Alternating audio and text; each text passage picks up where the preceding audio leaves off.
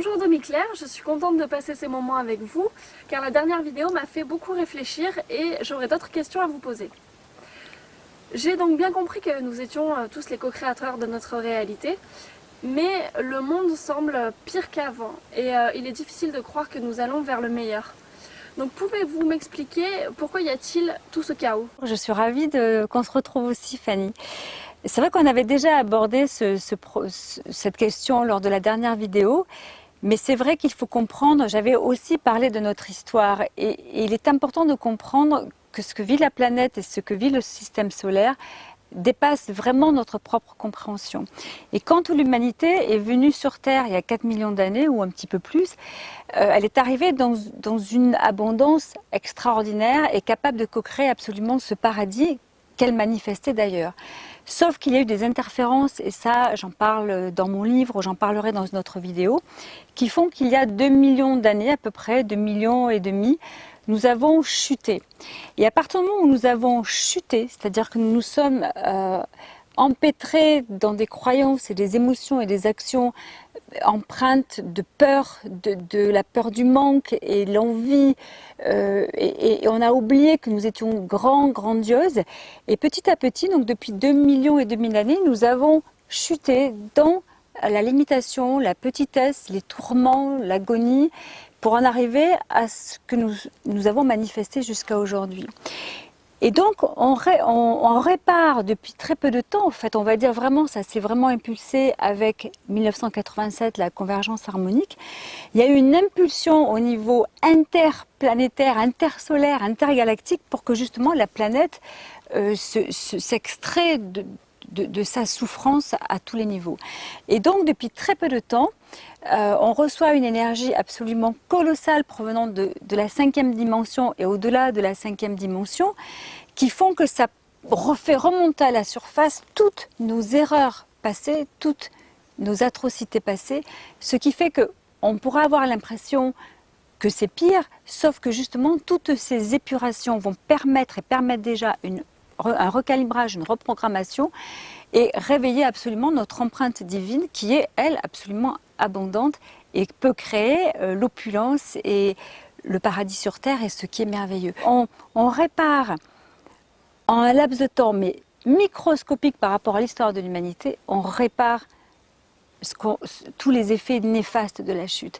Donc c'est ce que l'on vit, mais en même temps, il y a d'extraordinaires activités, d'extraordinaires solutions, d'extraordinaires initiatives qui sont mises en place pour justement hisser l'humanité vers cette splendeur et vers la 5e dimension, dans laquelle on est d'ailleurs entré vraiment depuis 2012.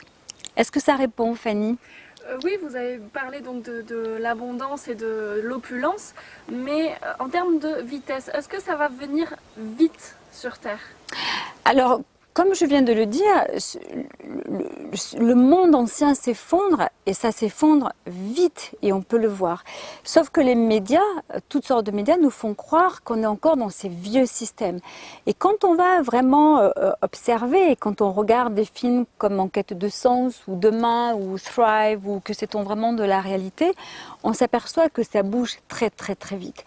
Et on avance très vite. Donc l'abondance, oui, cette crise qui est en fait, comme j'avais déjà expliqué, une conscience collective de croire qu'il n'y en a pas assez pour tout le monde, cette crise n'est qu'un révélateur pour que les gens justement trouvent des solutions et réveillent en eux cette extraordinaire capacité à co-créer de l'abondance.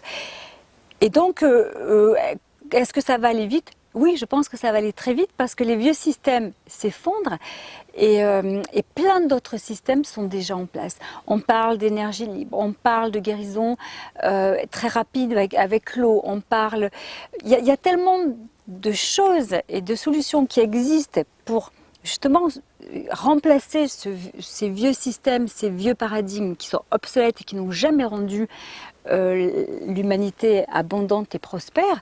Donc oui, quand on va chercher, quand on rencontre et quand on voyage, on se rend compte qu'il y a énormément de solutions magnifiques et équitables et respectueuses et révérentielles qui se mettent en place. Mais c'est parce qu'elles sont là aussi que l'ancien peut s'écrouler et qu'il s'exacerbe, parce qu'il y a déjà toutes les fondations de l'abondance qui est là, qui sont là, pardon. Très bien, vous avez parlé des films comme Thrive. Moi, j'ai regardé Le Secret et je me demande comment ça peut fonctionner comme ils le prétendent. Pourquoi ça ne fonctionne pas comme ils le prétendent? Alors, la question est vraiment intéressante, Fanny, parce que Le Secret est excellent. C'est un film qui est allé vraiment explorer les fonctionnements de la loi d'attraction. Sauf que Le Secret, c'est un peu à l'américaine et que c'est vraiment, il présente cette loi d'attraction comme un outil de manifestation. Sauf que c'est pas comme ça que ça marche. Ce qui manque au secret, et c'est peut-être ça qui vous a manqué, Fanny, c'est cette dimension divine, cette dimension d'amour. On ne peut pas avancer dans la nouvelle terre, on ne peut pas avancer dans l'ère du Verseau sans travailler avec son potentiel divin. Et c'est souvent ce que n'explique pas le secret. Donc ce qui manque au secret, c'est cette partie divine qui a absolument toutes les solutions. C'est pour ça qu'on dit qu'elle est omnipotente, omnisciente, omniprésente, parce que si vous n'avez pas la solution, la présence divine là. Sauf que dans le secret, c'est excellent parce que tout ce qu'ils disent sont les fondements. C'est absolument juste. Oui, il faut désirer, oui, il faut se désirer le plus haut possible, oui, il faut porter son attention principalement sur la chose désirée et non pas sur l'absence. Oh, bonjour toi, en plus il est hors comme l'abondance. Et c'est ce qui va manquer au secret. Le secret, malheureusement, ne sacralise pas cette loi d'attraction. Et je crois que c'est ce qui vous manque, Fanny, c'est ce qui a manqué à pas mal de gens. Mais moi, je les remercie d'avoir fait ce film parce qu'il apporte énormément d'informations et il apporte notre regard. Justement, ça fait partie de ces informations qui sont divulguées aujourd'hui et qui montrent qu'il y a bien une bascule sur la conscience humaine. Sauf que cette bascule nous demande d'aller vraiment dans la sacralisation de ce que nous sommes, dans la sacralisation de l'argent. L'abondance est un état divin. Donc dès lors qu'on est des apprentis sorciers à vouloir manifester parce que j'ai besoin d'une voiture neuve, j'ai besoin d'un nouveau travail, on n'est pas dans l'application de ce que demande justement la 5e dimension. La 5e dimension, c'est un état d'ascension, c'est un état de conscience, mais vraiment très subtil et très puissant, qui fait que on n'est pas là pour s'amuser à manifester l'argent ou manifester une maison. On est là pour s'élever à un tel degré de conscience d'abondance ou de tel degré de gratitude par rapport à ce que la présence divine déjà manifeste que c'est autrement. Il faut prendre le désir de manifester d'une autre manière. Il faut vraiment travailler avec sa présence divine, travailler avec il faut se hisser, il faut devenir, il faut comprendre qu'on a déjà cette abondance. Il faut déjà faire confiance à sa présence divine qui, elle, connaît toutes les solutions si vous ne les avez pas. Et ce n'est pas un gouvernement qui va vous apporter la solution ou un travail. Il faut aller au-delà de croire qu'on mérite que le SMIC, il faut aller au-delà de croire qu'il faut travailler 35 heures par semaine. On n'est pas fait pour ça. Donc, le secret, c'est excellent et je conseille à tout le monde de le regarder de temps en temps, mais aussi de regarder des films comme Thrive, qui veut dire prospérer en français, qui veut dire qu'on est fait pour prospérer. Et prospérer, ça veut dire se développer. Sauf que la société, l'humanité, a sombré dans la croyance qu'il n'y en a pas assez pour tout le monde et que c'est très compétitif. Sauf qu'on n'est pas des êtres compétitifs, on est des êtres solidaire. Donc dès lors qu'on rentre dans cette solidarité et qu'on s'ouvre à tout ce que l'univers, avec notre présence divine, a préparé d'opportunités magiques, à ce moment-là, on ouvre les portes de la manifestation de l'abondance. Est-ce que ça répond, Fanny? C'est un peu long comme réponse, hein? Merci beaucoup, Demi-Claire, mais j'aimerais bien avoir votre définition personnelle de l'abondance. Ah oui, c'est vrai qu'on aurait peut-être pu commencer par ça, mais c'est bien que ça arrive maintenant aussi. Qu'est-ce que c'est que l'abondance? Alors, la réponse est peut-être complexe, mais je crois que d'abord l'abondance c'est une vibration. Comme tout est une vibration. Votre corps, Fanny, est une vibration. Vos pensées sont une vibration. Vos émotions sont une vibration. La crise est un égrégore vibratoire et l'abondance est une vibration. Et c'est vrai qu'on parle souvent d'abondance, en tout cas dans cette vidéo, c'est l'abondance financière, l'abondance matérielle. Mais c'est vrai qu'on oublie de considérer qu'elle se trouve à différents domaines. Il suffit que quelqu'un un jour vous invite à aller au restaurant, c'est une manifestation d'abondance. Il suffit qu'on vous propose de l'aide, un soutien, c'est une manifestation d'abondance. Donc avant tout, l'abondance est un état d'esprit et cet état d'esprit, c'est une vibration.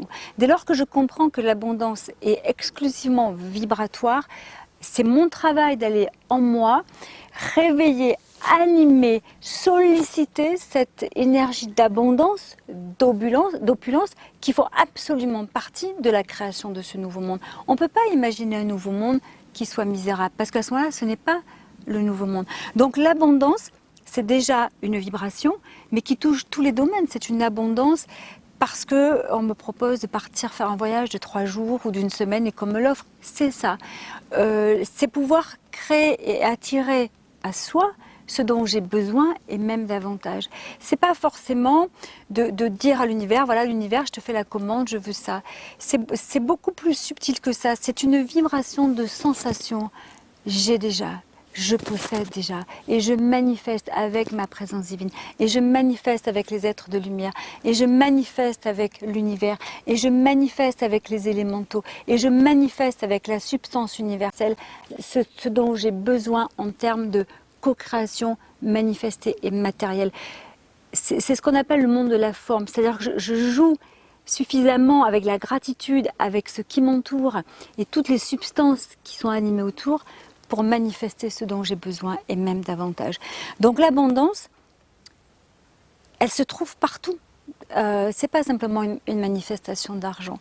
Ça peut se manifester par un massage qu'on vous offre et puis aussi par autre chose, votre propre possibilité à créer 1 million d'euros pour justement pouvoir ou le partager et l'impliquer dans la manifestation de cette nouvelle terre. Et à ce moment-là, quand on a vraiment des intentions en termes d'abondance qui ne sont pas des intentions de vouloir être dans la sécurité ou quand on a des intentions vraiment de participation à la co-création de la nouvelle terre, les portes de l'abondance s'ouvrent de manière extraordinaire. Voilà, et je pourrais citer des exemples, beaucoup d'exemples, où justement dès lors qu'on se hisse à une vision beaucoup plus sacralisée, beaucoup plus divine de l'abondance et qu'on comprend qu'il faut la faire vivre en soi pour qu'elle rentre en résonance avec l'univers, ce qui se manifeste dépasse notre compréhension. Et c'est ça, créer cette nouvelle terre, sortir de la crise, c'est vraiment avoir conscience que l'abondance est une vibration et que plus je me hisse ou plus je porte mon attention sur ces vibrations-là, plus je les amplifie au niveau mondial et plus je participe à la co-création de la nouvelle terre plutôt que de porter mon attention sur cette crise qui n'est qu'une crise co-créée délibérément par des personnes très mal intentionnées et auxquelles la plupart des gens adhèrent et qui font qu'ils perpétuent ce manque et cette indigence, tout à fait. Justement, vous parlez que nous pouvons influencer nos gouvernements afin qu'ils agissent pour le bien de tous. Mais est-ce que vous pouvez approfondir ce sujet? Oui, alors ça c'est un sujet très important parce que je me rends compte au fur et à mesure que je voyage et que je rencontre tous ces gens merveilleux qu'on a encore beaucoup trop donné le pouvoir à nos gouvernements. Et ça c'est aussi une croyance que le nouveau monde ne peut pas maintenir parce qu'on ne peut pas donner le pouvoir à des gens qui sont d'ailleurs justement avides très souvent de pouvoir, peut-être pas tous, on ne peut pas non plus amalgamer tout ça, mais les gouvernements sont là pour organiser une partie administrative de comment co-créer normalement cette nouvelle terre, comment améliorer le bien de tous de manière collective pour qu'on ait justement peut-être des écoles, pour qu'on ait des stades de sport, etc. Sauf qu'ils n'ont que le pouvoir qu'on leur donne.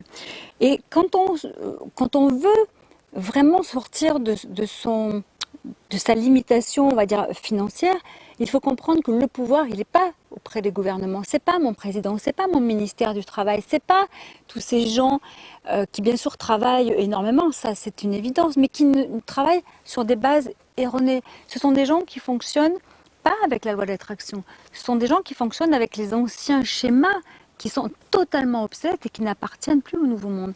Donc quand on veut travailler avec le gouvernement, ou donner le pouvoir au gouvernement, c'est pas leur donner tel qu'on l'a fait jusqu'à aujourd'hui, c'est travailler avec les présences divines de chaque homme, chaque femme, voilà, associés au gouvernement, pour que les présences divines les guident dans ce qu'il y a de plus juste, de plus beau, de plus expansé, de manière à ce que ceux qui ont la possibilité d'organiser notre vie commune soient inspirés par les meilleures intentions possibles. Donc mon pouvoir, c'est de travailler avec ma présence divine, c'est de travailler avec l'univers, c'est de travailler avec les élémentaux, pour moi manifester comme l'a fait Jésus, comme dans la vie des maîtres, Émile et Jaste le font, manifester ce dont j'ai besoin. Et notre travail, ce n'est pas de juger nos gouvernants, c'est absolument de leur envoyer de la flamme violette, c'est de leur envoyer de l'amour et surtout de s'adresser à leur présence « je suis » pour qu'ils soient totalement guidés. Ils sont déjà guidés, hein. Je suis certaine que Saint-Germain et plein d'autres gravitent autour de ces êtres qui ont des rôles importants par rapport à chaque pays. Mais ce qui est important, c'est que ces êtres soient aussi guidés par leur propre présence divine pour qu'ils œuvrent enfin à partir d'une conscience éclairée, d'une conscience pure, pour que ce qu'ils vont proposer aux Français, par exemple, soit absolument empreint de révérence et de considération pour l'humanité, parce que c'est tout à fait possible. Donc, notre pouvoir, c'est nous qui l'avons en fait, c'est de se dire, en m'adressant à ma présence divine, et en faisant appel aux présences divines des gens qui nous gouvernent, je reprends mon pouvoir, parce qu'ils n'ont que le pouvoir que je leur donne.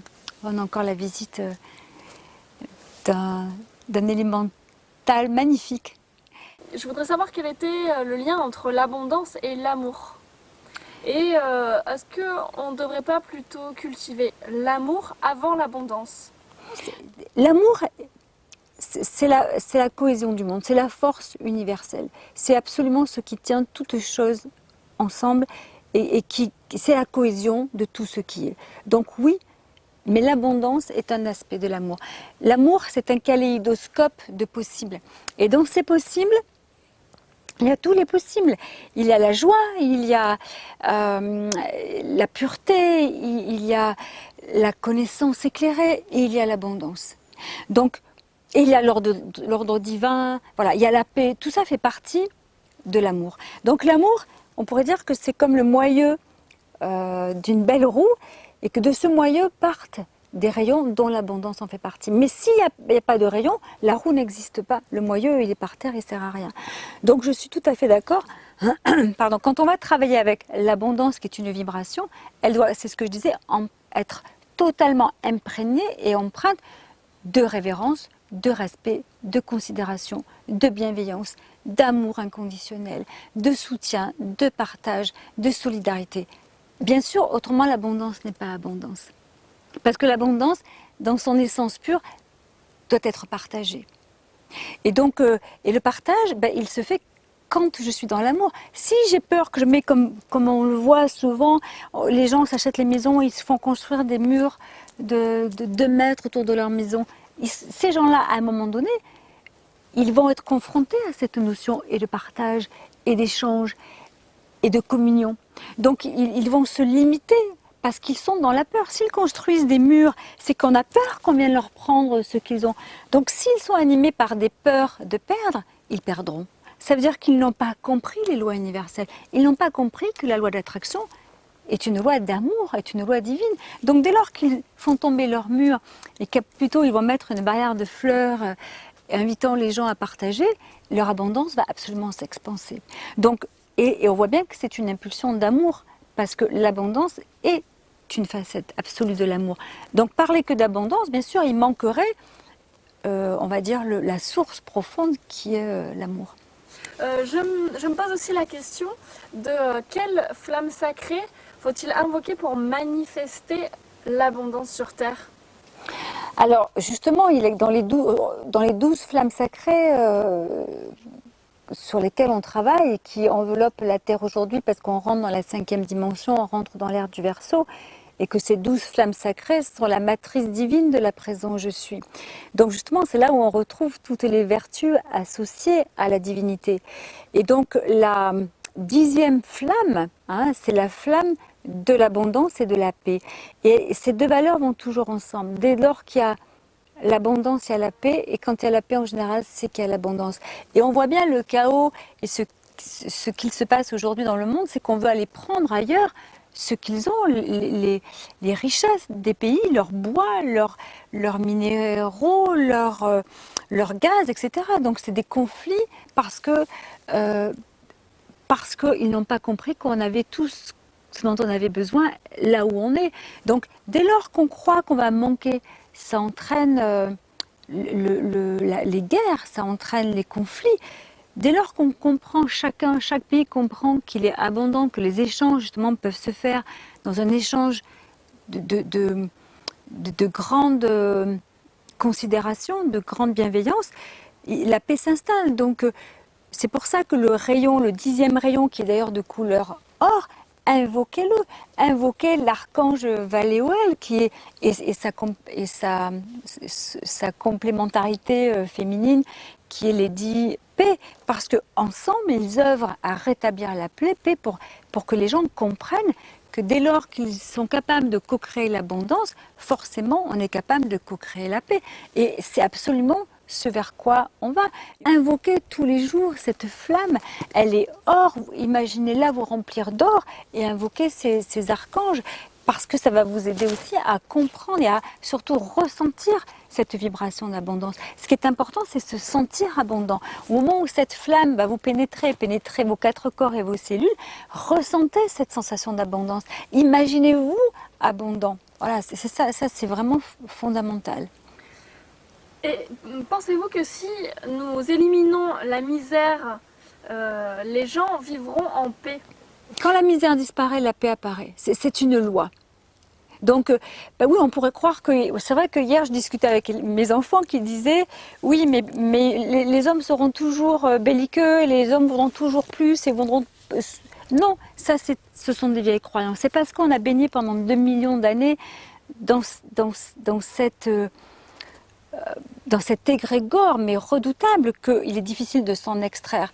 Mais absolument, plus j'élimine la misère parce que je comprends que je suis un co-créateur et que je travaille avec les présents où je suis de chaque personne pour qu'elle retrouve cette notion d'abondance, plus j'installe la paix, plus la paix s'instaure. C'est la loi, parce que ces deux attributs vont de pair. Vous dites que les moments d'éclipse, d'équinoxe et de Pâques vont nous propulser vers le continent liberté. Pouvez-vous préciser? Alors, bien sûr, je peux préciser. Être abondant, c'est être libre, Fanny. Or, on parle de cette ère du Verseau. Cette ère du Verseau, représente le 7e aspect de la déité. C'est la 7e initiation solaire. C'est la 7e initiation de la 5e dimension que nous avons perdue il y a bien longtemps. Donc, cette flamme violette qui est l'équilibre du masculin et du féminin, quand ils sont vraiment dans cet équilibre, cette kundalini que l'on sait, nous permettent, enfin non, c'est l'équilibre nous permet d'être totalement en alignement avec notre identité divine.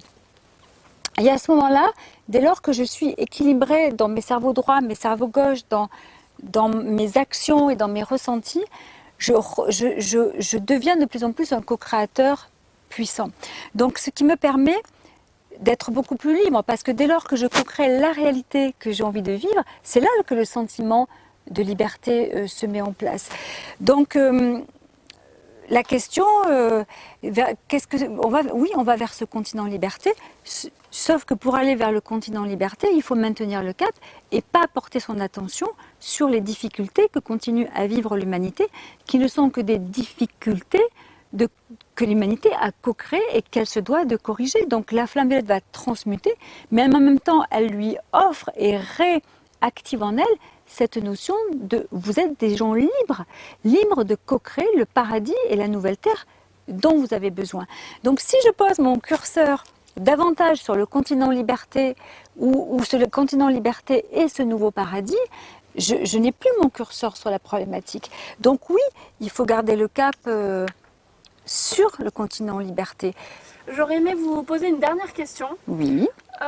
Comment peut-on faire pour manifester cette abondance ici et maintenant? c'est vrai qu'il faut poser des actes, il faut faire des choses. Ça ne suffit pas de s'adresser à l'univers, comme beaucoup de gens disent, univers, s'il te plaît, je fais ma demande. C'est plus complexe que ça. Une des premières choses, étant donné qu'on a engrammé énormément de croyances limitantes, comme c'est dur, on n'a pas le choix, je ne peux pas, etc. On est vraiment contaminé par des croyances qui vont vraiment empêcher cette abondance. Donc, une des premières choses que je conseille, c'est travailler avec la flamme violette. Pour que la flamme violette consume toutes ces imperfections en perfection. Qu'elle vienne vraiment transmuter toutes mes croyances et mes émotions de peur par rapport à l'argent. Ça, c'est colossal. Donc, j'ai un CD là-dessus qui fait vraiment un travail sur le nettoyage. La deuxième chose qui est fondamentale aussi, travailler non pas avec l'univers, mais travailler avec votre présence divine, je suis. Demandez-lui, adressez-vous à elle, manifestez-lui votre gratitude et votre amour pour avoir déjà préparé toute l'opulence qu'elle est prête à vous déverser. Il n'y a pas d'autre manifestation et d'autre abondance possible vraiment si on ne travaille pas avec sa présence je suis. C'est colossal. Et pour que ce soit encore plus puissant, travaillez avec la présence je suis de chaque homme, chaque femme et chaque enfant pour que chacun retrouve sa notion d'abondance et puisse œuvrer avec les vraies lois divines. Ce que je propose aussi, c'est de travailler avec la flamme de la résurrection. Parce que souvent, on a tellement été dans la difficulté financière qu'on a du mal à remettre en mouvement cette énergie d'abondance. D'utiliser la flamme de la résurrection parce qu'on sait que cette flamme de résurrection peut tout ressusciter. Donc moi, je vous invite à dire quand vous roulez, plutôt que de faire attention aux erreurs que peuvent faire les autres conducteurs et râler après. Et ça, c'est ce que j'observe encore, c'est vous dire, vous prenez votre volant et vous vous dites, je suis la résurrection et la vie de mon abondance financière illimitée ici et maintenant. Et je rends grâce. Vous vous répétez cette phrase et plus vous la répétez, plus vous mettez en mouvement cette énergie-là. Rappelez-vous, l'abondance est une vibration. La quatrième chose que je vous propose de travailler, c'est imaginez-vous riche. Imaginez-vous dans la vérité que vous avez envie de vivre. Imaginez ce nouveau monde. Les physiciens quantiques disent l'imaginaire est le moule quantique de votre réalité. Donc, il va falloir, pour hisser cette vibration, puisqu'on a dit que l'abondance était une vibration, pour hisser cette vibration, imaginez-vous dans cette abondance. Imaginez-vous partir en vacances aux Seychelles ou sur un beau bateau. Donnez-vous la possibilité de vivre ce que vous avez envie de vivre et ressentez-le. Et dans cet imaginaire, sentez que vous êtes beau, abondant, que c'est facile.